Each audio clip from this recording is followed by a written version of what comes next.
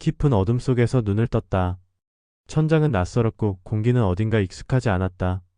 머릿속은 뿌연 안개처럼 흐려져 있었고 가장 기본적인 사실조차 떠오르지 않았다. 나는 누구지? 여긴 어디지? 그때 부드러운 목소리가 들려왔다. 세나야, 다행이야. 눈을 떴네. 고개를 돌리자 한 남자가 있었다. 그는 걱정 어린 눈빛으로 나를 바라보며 손을 꼭 잡고 있었다. 낯선 얼굴인데 이상하게 따뜻했다. 괜찮아. 천천히 생각나게 될 거야. 넌 내 아내야. 나는 말이 나오지 않았다. 심장은 조용히 요동쳤고 그 말이 믿기지 않으면서도 어쩐지 눈물이 나올 것 같았다. 기억을 잃은 나. 그리고 나를 아내라 부르는 남자. 그렇게 모든 것은 시작되었다. 며칠 뒤, 나는 그와 함께 병원을 나섰다. 그의 이름은 정하진. 잘생기고 자상하며 무엇보다 나를 끔찍이 걱정하는 사람이었다. 세나야, 불안하겠지만 천천히 적응하면 돼. 내가 좋아하던 집, 우리가 함께 꾸민 공간 하나씩 떠올라 줄 거야. 차에 타고 창밖을 내다보며 나는 조용히 고개를 끄덕였다. 내가 기억하지 못하는 삶이 누군가에겐 우리의 시간이었던 것이다. 도착한 집은 예상보다 훨씬 고급스러웠다. 넓은 거실, 깔끔하게 정리된 주방, 그리고 벽에 걸린 우리 둘의 사진. 사진 속 나는 웃고 있었고 그의 팔에 안겨 있었다. 모르는 나였다. 하지만 그 모습이 싫지는 않았다. 여긴 내가 좋아하던 향이야. 기억날까 해서. 그가 향초에 불을 붙였다. 달콤하고 부드러운 라벤더 향. 어디선가 정말 어릴 때 맡았던 향 같기도 했다. 나는 조용히 물었다. 우린 행복했어요? 그는 말없이 고개를 끄덕였다. 그리고 내 손을 꼭 잡았다.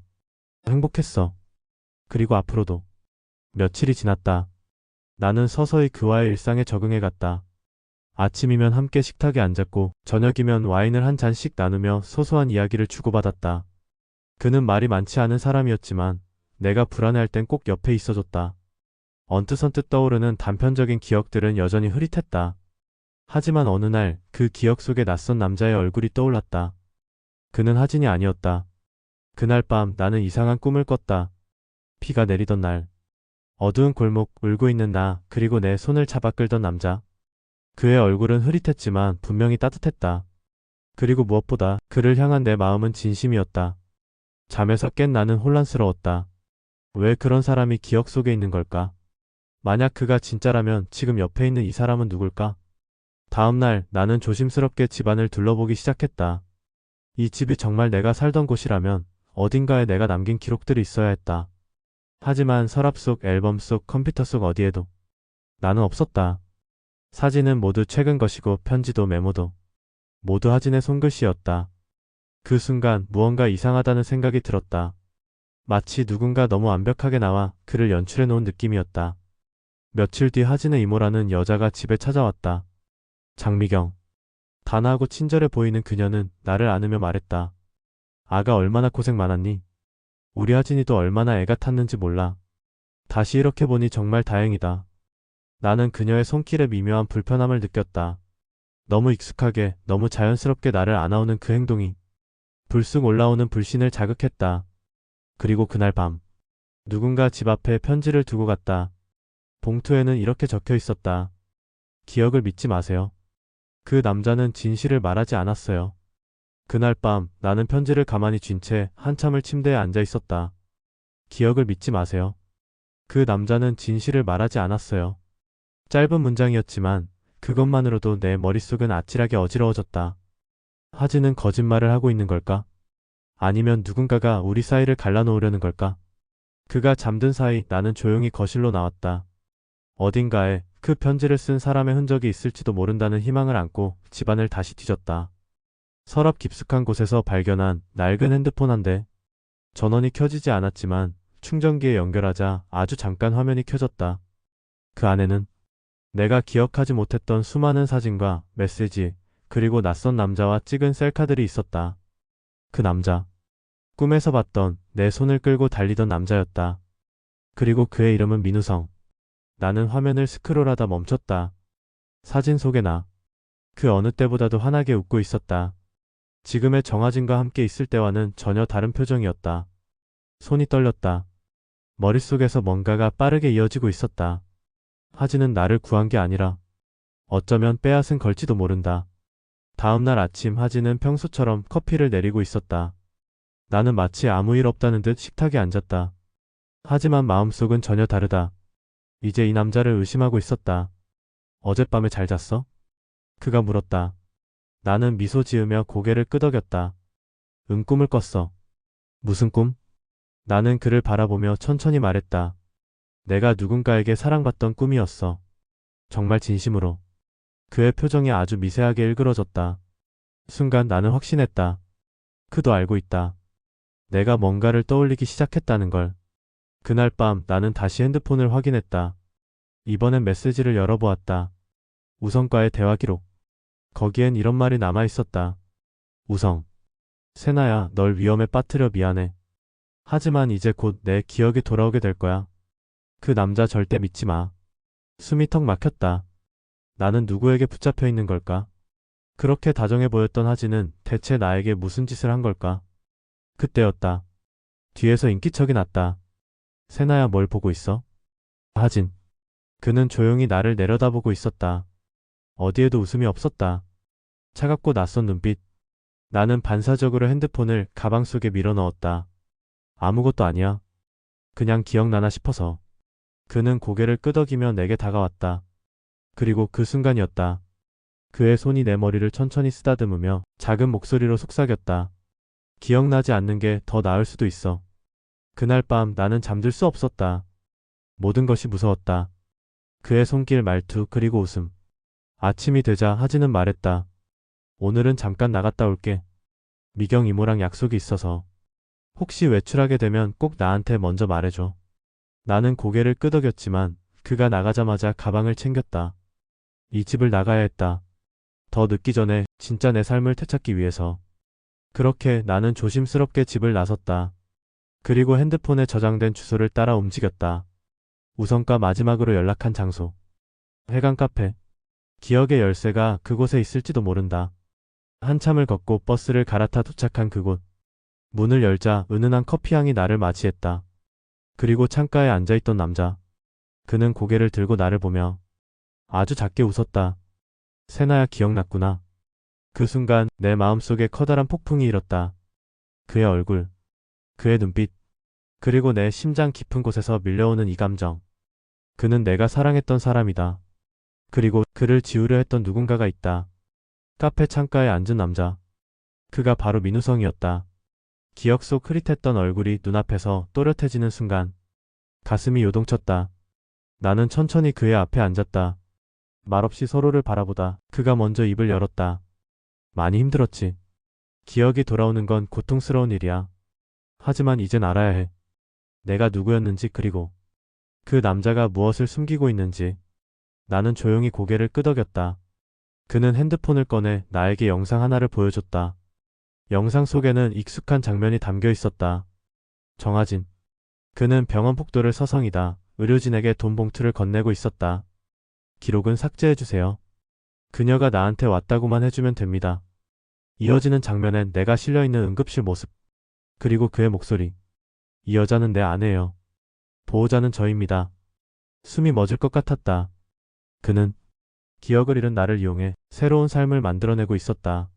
나는 입술을 꼭 다물었다. 우성은 조용히 말했다. 그 사람 너한테 집착했어. 내가 나랑 사귀기 시작한 그날부터 모든 게 이상해졌어. 우성과의 기억이 하나씩 돌아오기 시작했다. 처음 만난 날, 함께했던 저녁 식사, 내가 웃던 시간들. 그리고 하진의 집 앞에 있었던 한밤중의 싸움. 창문을 두드리던 남자. 나를 질질 끌어내려던 손. 그 남자가 하진이었다. 나는 정신이 아찔했다. 우성은 내 손을 잡고 말했다. 세나야, 너 지금 위험해. 그는 내 기억이 완전히 돌아오기 전에 널 완전히 자기 사람으로 만들려 할 거야. 그럼 어떻게 해야 해? 지금 난 아무데도 갈 곳이 없어. 그는 깊이 숨을 들이쉬고 말했다. 이제부터 너는 내 보호 아래 있어. 당분간 여기서 머물러. 그리고 내가 준비한 자료들을 봐. 우리가 함께했던 시간, 모든 기록을 되찾을 수 있을 거야. 나는 조용히 고개를 끄덕였다. 이제야 진짜 내 편이 생긴 것 같았다. 하지만 세상은 그렇게 간단하지 않았다. 그날 저녁 카페 밖으로 나가려는 순간 누군가 내 팔을 잡아챘다. 정하진. 그는 말없이 날 끌어안았다. 세나야, 왜 그랬어? 왜 도망쳤어? 그의 손이 너무 세게 날 감싸고 있었다. 나는 몸부림치며 소리쳤다. 놓아줘. 당신 날 속였지. 내 기억을, 내 인생을 빼앗았어. 그는 말없이 날 바라보다 조용히 말했다. 그래. 널 가질 수만 있다면 무슨 짓이든 할 수 있었어. 그 말은 곧 모든 것을 인정한 고백이었다. 나는 우성의 도움으로 가까스로 그 자리를 빠져나왔다. 그날 밤 나는 다시는 그에게 돌아가지 않겠다고 마음먹었다. 하지만 마음은 그리 단순하지 않았다. 그와 함께했던 짧은 시간 속에도 내 마음은 어느 순간 그에게 물들어 있었다. 그가 거짓말을 했어도, 그가 날 속였어도, 그가 나를 지켜주려 했던 마음만은 진심처럼 느껴졌던 순간이 있었다. 나는 혼란스러웠다. 사랑은 기억 위에만 쌓이는 걸까? 아니면 기억 없이도 피어나는 걸까? 며칠 후 우성이 준비한 증거를 경찰에 제출하며 나는 정하진을 신고했다. 그는 체포되었고 강박과 불법 감금 혐의로 수사를 받게 되었다. 모든 것이 끝난 듯 보였지만 내 마음속 위로는 여전히 끝나지 않았다. 어느 날 밤 우성과 함께 앉아 커피를 마시며 나는 물었다. 내가 정말 널 사랑했었어? 그는 고개를 끄덕이며 미소 지었다. 지금도 그래. 기억이 없어도 넌 여전히 나를 바라보는 눈빛이 그때와 똑같아. 나는 눈을 감았다. 가슴 깊이 무언가 천천히 자리를 잡는 느낌이었다. 하지만 그 순간 문자 한 통이 도착했다. 보낸 사람은 미경. 세나야, 그 남자는 너를 지키려 한 게 아니야. 진짜 악마는 아직 남아있어. 나는 핸드폰을 든 채 다시 미로 속으로 빠져드는 기분을 느꼈다. 진짜 악마는 아직 남아있어. 미경의 문자 한 통은 내 평온해지려던 마음에 다시 불씨를 던졌다. 나는 조심스레 전화를 걸었다. 벨소리가 2번 울리자 익숙한 목소리가 수화기 너머로 들려왔다. 세나야, 드디어 연락했네. 무슨 말이야? 진짜 악마가 누구야? 미경은 잠시 침묵하다 조용히 말했다. 그 남자 우성. 그가 내 인생을 망친 진짜 시작이었어. 숨이 턱 막혔다. 나는 얼어붙은 채 아무 말도 할 수 없었다. 그날 밤 우성은 평소와 다름없이 내게 따뜻한 차를 내주며 말했다. 오늘은 조금 피곤해 보여. 무슨 일 있었어? 나는 고개를 저었다. 하지만 속은 복잡했다. 진실은 대체 누구에게 있는 걸까? 그 순간 우성이 핸드폰을 내려놓으며 말했다. 하진이 석방됐어. 보석으로 풀려났대. 심장이 쿵 내려앉았다. 그는 다시 날 찾아올까? 우성은 조용히 내 손을 잡으며 말했다. 괜찮아. 이번엔 내가 지켜줄게. 널 2번 다시 그 남자에게 넘기지 않을 거야. 그 말이 어딘가 익숙하게 느껴졌다. 정하진이 했던 말과 너무 닮아 있었다. 며칠 후 나는 우성 몰래 미경을 찾아갔다. 그녀는 낡은 서류 가방을 꺼내 내 앞에 내밀었다. 이건 내가 잃어버린 기록이야. 그 안엔 병원 진단서, 상담 기록, 그리고 한 통의 편지가 있었다. 세나야, 그가 널 다시 찾으면 안 돼. 너를 감시하고 조종하고 끝내 모든 걸 무너뜨릴 거야. 하진이 아니라 우성이 말이야. 편지의 필체는 내 친언니 서연이었다. 기억났다. 내가 병원에 실려가기 전 우성과 마지막으로 나눈 대화. 너무 무서워, 우성아. 하진이 나를 따라다녀. 하지만 이상하게도 가끔은 내가 더 무서울 때가 있어. 그리고 그가 내 손을 세게 잡으며 했던 말. 무서워도 좋아. 그만큼 널 갖고 싶다는 뜻이니까. 그건 사랑이 아니었다. 집착이었다. 나는 미경에게 물었다. 언니는 지금 어디 있어? 미경은 고개를 떨구며 말했다. 내 사고, 기억상실. 그건 단순한 사고가 아니었어. 너와 언니가 함께 있었던 그날. 차를 몰던 사람은 우성이었어. 눈앞이 캄캄해졌다. 기억이 돌아오기 시작할수록 나는 진실의 잔인함에 질식해갔다. 집으로 돌아오는 길, 나는 결심했다. 이제 이 미로를 끝내야 한다고. 하진, 우성, 그리고 잊혀졌던 언니 서연까지. 이 이야기는 단순한 기억의 문제도 사랑의 갈등도 아니었다. 폭수였다. 조작된 사랑, 은폐된 죄, 그리고 무너진 가족의 이야기였다. 밤이 깊었다. 우성이 나를 바라보며 물었다. 세나야, 어디 갔다 왔어? 나는 그를 똑바로 바라보며 말했다. 기억나. 다 기억났어. 그의 표정이 순간 멈췄다. 그리고 아주 미세하게 미소 지었다. 그래. 그럼 이제 내가 어떤 선택을 할지도 기억했겠네. 그 말은 마치 내 모든 결정을 이미 알고 있다는 듯. 불길하게 들렸다. 그 순간 문득 떠올랐다. 교통사고 직전 뒤에서 내 목소리를 부르던 사람은 하진이 아니라 서연이었다. 그리고 브레이크가 끊겨 있었던 차량. 이건 단순한 삼각관계가 아니었다. 내 기억 속 미로는 이제 진짜 중심을 향해 나아가고 있었다. 거기엔 사랑도 진실도 없었다. 오직 폭수만이 기다리고 있었다. 서연은 살아있었다. 미경이 나를 데려간 곳은 도심 외곽의 작은 요양병원. 그곳에서 나는 지푸라기처럼 여위어 누워있는 언니를 마주했다. 세나. 목소리는 희미했지만 그 눈빛은 선명했다. 우성이 널 죽이려 했어. 내가 막으려다 내가 대신. 그녀는 말끝을 흐렸다. 사고 당일 그 차엔 나 혼자 있지 않았다. 운전석은 우성, 조수석은 서연. 그리고 나는 뒷좌석에 있었던 것이다. 나는 서연의 손을 꼭 잡으며 말했다. 걱정 마 언니. 이제 내가 끝낼 거야. 그날 밤 나는 정하진에게 연락했다. 그와 다시 만나기로 결심한 이유는 단 하나. 우성이라는 남자를 무너뜨리기 위해서였다. 하진은 예전보다 초췌하고 더더욱 날카로운 눈빛을 하고 있었다. 이제야 내 말을 믿는 거냐? 믿는 건 아니야. 다만 너보다 더 나쁜 놈이란 건 알게 됐어. 하진은 잔잔히 웃으며 말했다. 우성은 내가 생각하는 것보다 훨씬 더 복잡한 놈이야. 넌 아직 모르는 게 많아. 그는 핸드폰을 꺼내 녹취 파일 하나를 들려줬다. 우성과 누군가의 통화 내용. 세나 기억을 지우는데 성공했습니다. 그녀가 기억을 되찾기 전까진 계획대로 진행하시죠. 완벽히 지워. 그 여자가 기억을 찾으면 우린 다 끝장이야. 그 음성. 확실히 우성이었다. 그제야 모든 조각이 맞춰졌다. 내 기억은 사고로 잃은 게 아니었다. 철저히 계획된 약물 치료와 조작. 우성은 내 인생을 지우고 그 위에 자신만의 세나를 만들고 있었다. 그는 사랑이 아닌 창조의 대상처럼 나를 다뤘다. 나는 하진에게 말했다. 내가 날 따라다닌 이유 지금은 알 것 같아. 하진은 낮게 웃었다. 넌 절대 몰라. 사랑이 미움이 되는 시간, 그게 얼마나 무서운지. 며칠 뒤 나는 우성 앞에 섰다. 그는 여느 때처럼 미소 지으며 말했다. 돌아왔네. 내가 지켜주는 게 싫었나? 나는 가만히 앉아 핸드백에서 작은 녹음기를 꺼내 재생했다. 그 안에는 그의 목소리, 그리고 수면제 지시, 기억 조작에 대한 모든 대화가 담겨 있었다. 우성의 얼굴에서 미소가 사라졌다. 넌 날 속인 거야? 아니. 처음부터 당신이 날 속였지. 그 순간 문이 열리고 경찰이 들이닥쳤다. 모든 증거는 제출되었고 우성은 체포됐다. 그는 끝까지 사랑이었다고 주장했다. 난 그저 널 잃기 싫었을 뿐이야. 나는 차가운 눈으로 그를 바라봤다. 그건 사랑이 아니라 감옥이야. 며칠 후 서연은 병세가 악화되어 세상을 떠났다.